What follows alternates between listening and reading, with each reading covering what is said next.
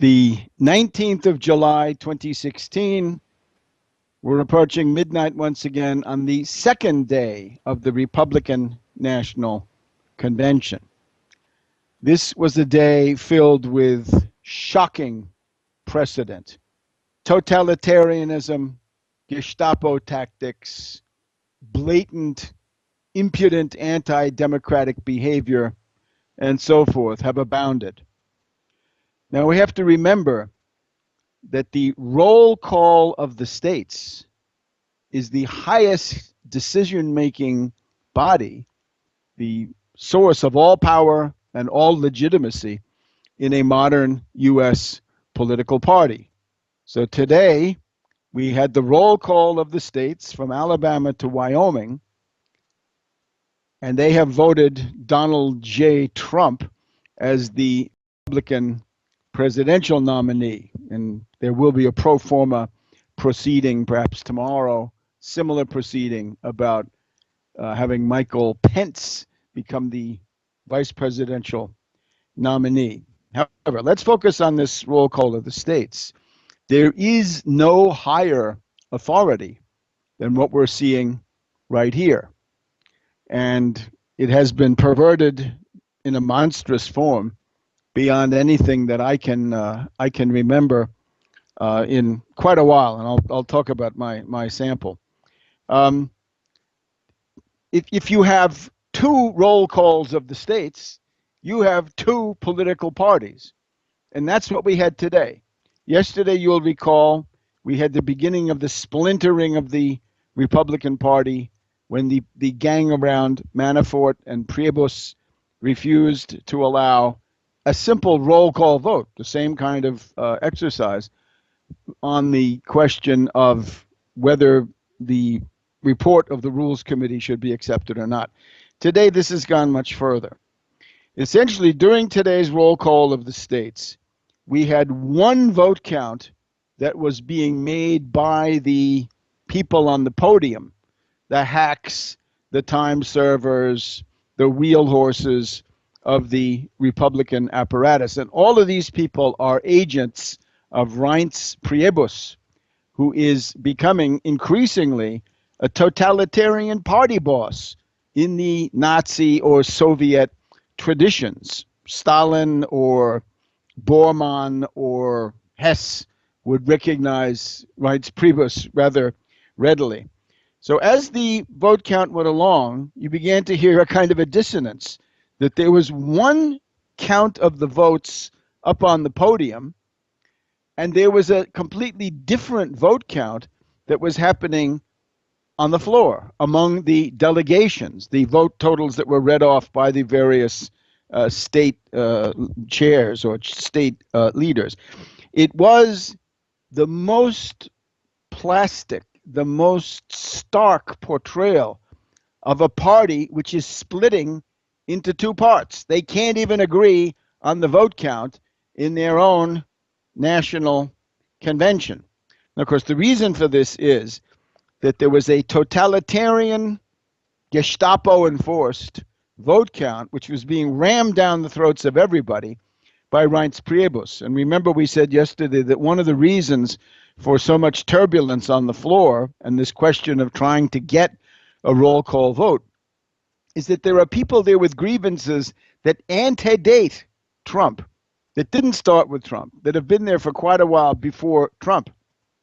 And those people are trying to make the party less dictatorial, less of a lockstep, less coercive in regard to the delegates. Right? Some of these people are libertarians, but a lot of them are just classic sort of Buckleyite reactionaries.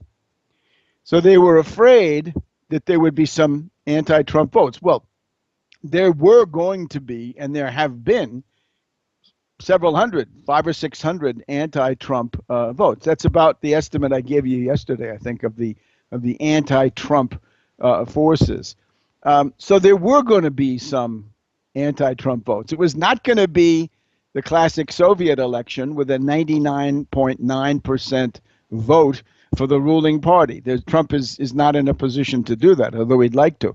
But the idea was that Trump feared to be delegitimized and embarrassed and humiliated by a large number, maybe 1,000 or 1,500, well, not quite 1,500, but 1,100 or something close to to half of the delegates. Trump was very, very much afraid of this. So they decided to institute this system where the chairwoman would read aloud to the delegations how they were supposed to vote, and they answered with whatever they were going to say. It was quite often congruent. Quite often they said the same things, but not always. But the big thing, before we get into the details to document this, you have today seen a party split into two parts. And as one of the founders of this particular political formation said, the House divided against itself cannot stand, quoting, of course, the Bible. The other thing about this, which I find extremely sinister, the yellow caps. In the course of history, we've seen Mussolini and his black shirts. We have seen Hitler and his brown shirts. We have heard of, some people have heard of the indigenous American ones, right? Pelé and his silver shirts, all fascists, right? All practically Nazis. Today we have the yellow caps, and they're not going to help you carry your bag. What they're going to do is dictate to you what you think and how you're going to talk and how you're going to vote. And you can see them once you get the idea of the yellow caps, you can see them all over the floor, and they're like blood cells, right? White blood cells. They congregate around activities thought to be heretical. So let's look at this. Let's take the case of the District of Columbia. I'm not going to bore you. I'll just take two.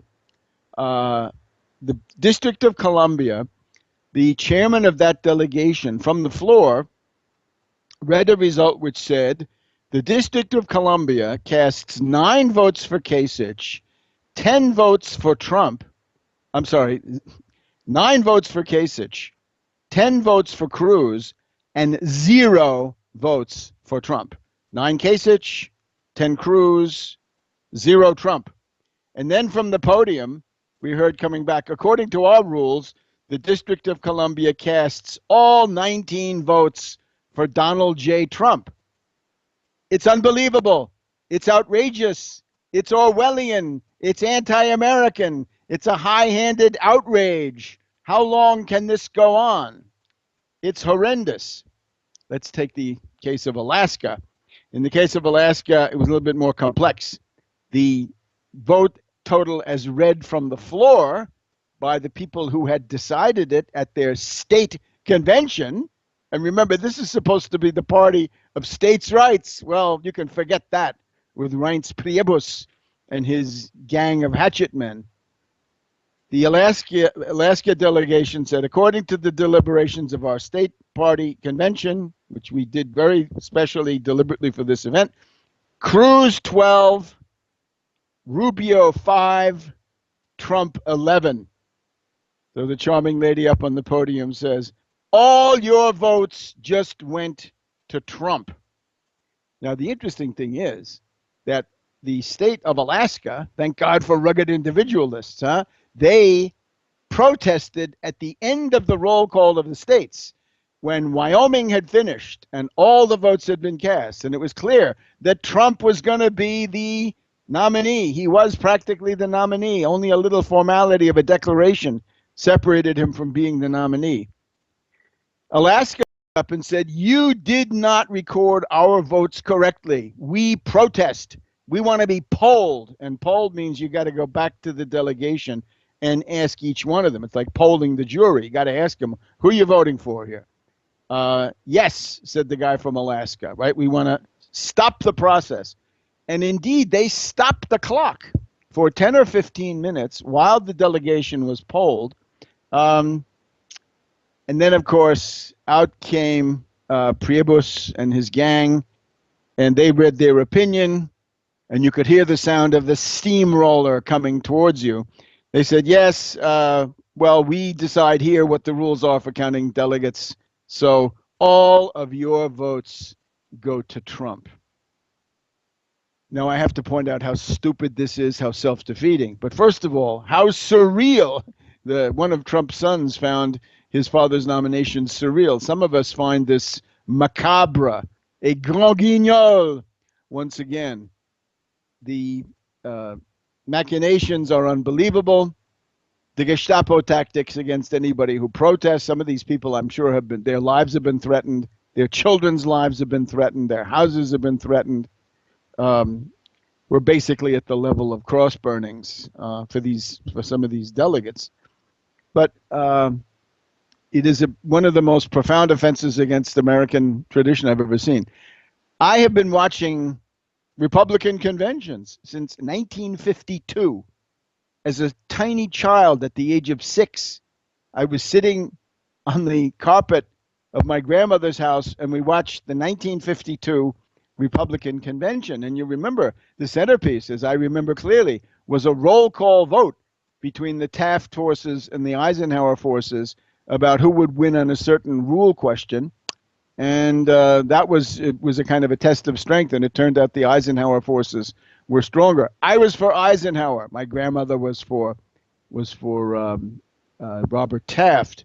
I was gagged, as I recounted yesterday, at the corner of Michigan Balboa in August of 1968. The whole world was watching, and we said, "Dump the hump." So that was actually a convention where quite a few people did leave because they feared for their lives. In 1992, I tried to get the question of the death penalty put on the schedule of the convention. And for this, I went with others to Foley Square Federal Court twice. And we were told to get out of there because it was a private association. The Democratic Party didn't have to follow its own rules. So I've seen some pretty wild stuff, but I've never, ever seen anything as monstrous, as arrogant, as Orwellian, as double thinking as what we've seen today. The Republican Party has split into two parts, and don't lose sight of this fact. Now, the other big question is why do this, right? Trump had the votes. He was going to take the nomination. It was the difference between having 200 or 300 or so 400 votes against him and having maybe 900 or 1,000 or something like that. Nobody knows because a lot of it was suppressed by sort of preemptive arm twisting. But it is a useless and suicidal exercise. And even commentators on television try to say, why not let them express themselves in some way? These poor doomed, defeated little delegates that you're insisting on crushing them, right? Who breaks a butterfly upon a wheel, right? You don't have to use the heavy stuff on very weak and frail creatures. So it is also compulsive and psychotic because it reflects a kind of a fear, an overwhelming fear of what might be coming if somebody repudiates you and rejects you and disses you, right? This is Trump of the narcissistic personality syndrome and also, of course, of the compulsive, obsessive compulsive disorder and manic depressive and other syndromes. So Trump appeared briefly tonight to remind us that he got more votes than anybody in the primaries of the Republican Party.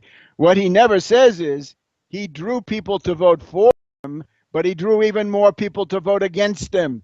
53% of the Republican primary voters voted against Trump. He only came out of there with 47%. Now, say a couple of things about what happened overnight. Or actually, first, we ought to talk about Ohio. Ohio is, of course, the center of the universe for every sane, rational Republican candidate. We know that Ohio has this special quality. No Republican presidential candidate has ever won the presidency without taking Ohio. So a rational person becoming the nominee of the Republican Party would say, my number one job is to ingratiate myself with every precinct captain, with every party official, with every county chairman, with governor and his advisors. I should be sending them to the Bahamas. I should be lionizing them. I should be currying favor with them every way I can. But not the obsessive, compulsive, psychotic, sick sociopath, sleazy, psychotic Donald Trump. Yesterday, his thuggish campaign manager, and that would be Manafort, clashed at a distance, at least with Kasich. He began insulting him. At a press conference at breakfast on Monday, Manafort started attacking Kasich because he's petulant. He's embarrassing his party in Ohio. Negotiations broke down, and Manafort says that Kasich is dumb. Well, maybe he's not so dumb. Maybe he wants to not lash himself to the corpse or the carcass of the doomed political movement around Trump. And here's the idea: the political advisor to Governor Kasich hit back. The Manafort and so forth said that they couldn't agree with Kasich because Kasich's advisors think that he'll have a better chance of becoming president in 2016 by not supporting Donald Trump. I think that's good advice Kasich is getting. So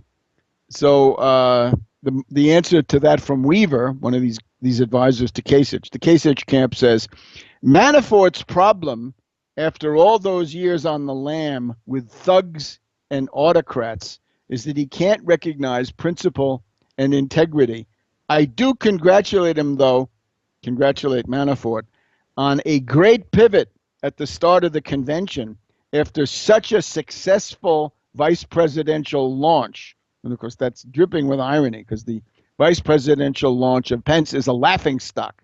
There are 5 or 6 occasions, right?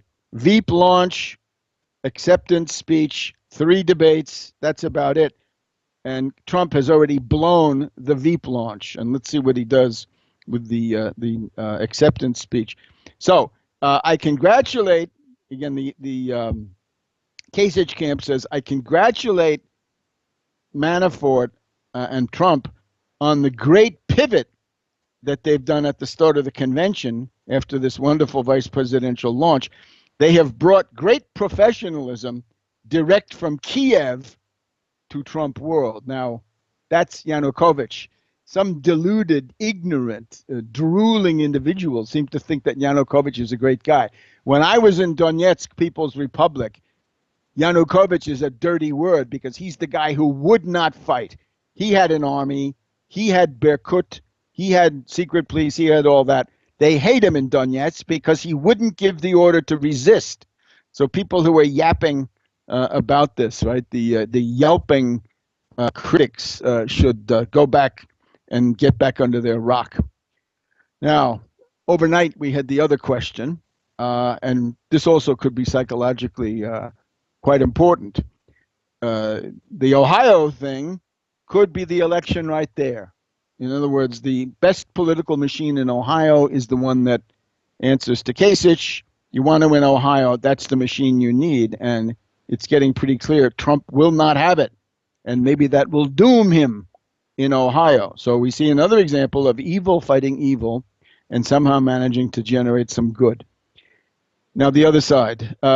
Melania Trump gave a speech yesterday evening, which was well received. I won't comment on this in terms of the content because I think it's all pabulum. It's all cliches. But it was then found after an hour or so that she had plagiarized, or somebody had plagiarized, the contents of part of the speech, a couple of paragraphs, a good 120 words or so. And it was found that these paragraphs had been lifted practically verbatim from a 2008 speech by Michelle Obama in the course of presenting herself to the Democratic National Convention. We can call this Copygate. So Copygate is reported to have driven Trump into apoplectic rage. As a matter of fact, last night he flew home from Cleveland to New York City and has not been seen since in public. He did deliver some comments this evening. And again, this was some bluster and some cliches and some other stuff. My personal guess is Trump is on his way to a nervous breakdown. And something like Copygate and the humiliation of Melania may push him over the line, especially in this sense. The great leader, right? The great Führer, the Duce of the Republican Party now, Donald Trump, has a dilemma because it's reported reliably that the reason that this plagiarized material was inserted in poor Melania's speech was that it was done by a close aide and associate of Manafort. Okay? So Manafort is really on the hook for the debacle of this speech, right? Now, Melania may be close to a nervous breakdown. I think, again, Trump probably is. So in a certain way, Trump has a choice now. Are you going to fire Manafort or are you going to lose your marriage? And is that either one of those or both could be taking place on camera between now and November 8th.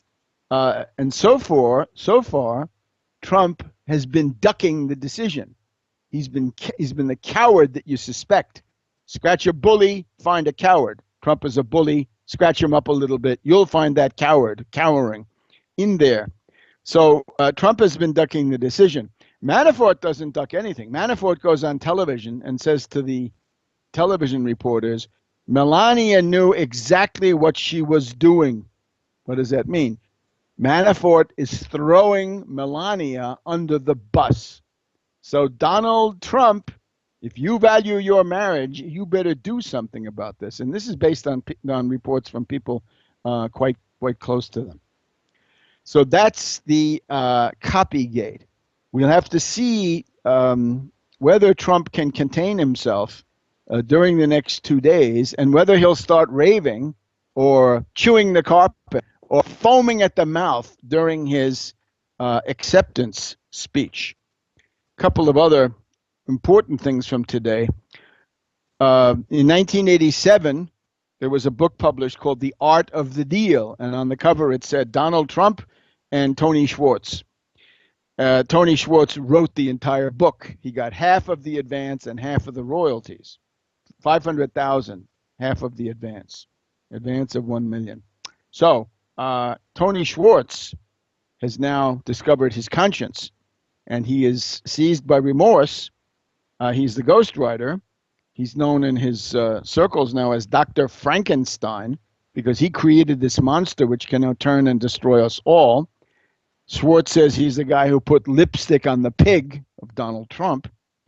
And quite explicitly, Schwartz has the brains, I think, to see that if Trump ever got his hands on the nuclear codes, he fears that we would see World War III and the destruction of civilization as we've known it. And I think that is absolutely realistic. I applaud Tony Schwartz for coming forward now, better late than never. And the other important thing, in addition to the nuclear war, how you might get there, Trump presents himself as a normal thinking adult. He's not. According to Tony Schwartz, who spent hundreds of hours with him over a period of 18 months, Trump has an attention span of about 2 minutes. So can we imagine Trump in the briefing room and he's getting reports, Mr. President, the Russians are doing this, China's doing this, the economic situation, the markets are crashing, and all of that. And Trump is expected to absorb that and integrate it and make some sense out of it. That is absolutely absurd. So he has no attention span. And people, we had his sons on the television tonight saying that if you're in trouble, you can call Donald Trump. Donald Trump has no time for you. And if your story is more than 3 or 4 sentences at the level of second grade vocabulary, poor Trump can't even understand you. He is in that sense a moron, an imbecile, in addition to being a fascist and a psychotic and a corrupt gangster type who essentially feeds at the public trough. So that's the wrap up here on the second day. Once again, it's Tuesday, the 19th of July. We've had a first day where the Republican Party blatantly violated its own rules. The splintering and fracturing was quite obvious. And today we had a literal visual depiction of a split party with two vote counts going on. There were two vote counts in the same room. There were two votes going on in the same room involving some of the same people, but not all. And those vote counts turned out to be different. How different? I'll try to get the exact figures tomorrow. But take a look at some of that stuff on C-SPAN, and you'll see Alaska and District of Columbia. You're going to see that what the podium says and what the actual delegation says are two different things. So democracy trampled. Trump is the insiders. Trump is the elite. Trump is not a rebel in any sense. Trump is simply a more sophisticated deployment of Wall Street. So I say to whoever you are out there, petty bourgeois, blue collar, whatever you are, libertarians, run for your lives before he gets his hands on the nuclear code. From Washington, this has been Webster Tarpley.